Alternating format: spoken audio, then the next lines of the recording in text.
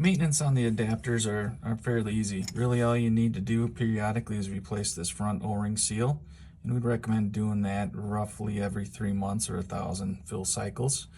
To do that, you'll need a sharp pick here and a spare pack of seals, which you should purchase from FasTest to get the correct O-ring material and make sure it's clean. Take your pick and just get underneath that O-ring and pick it up and lift it up and over the groove, and you're able to pick it out, discard the old O-ring, grab a new one, and use your fingers and just place it in the O-ring groove. Make sure it's fully seated, and that's it. Full operating instructions for this adapter along with the replacement parts can be found on our website. And as always, if you have any questions, feel free to reach out to Fast Sales. Thank you again for being a valued FasTest customer. Thank you.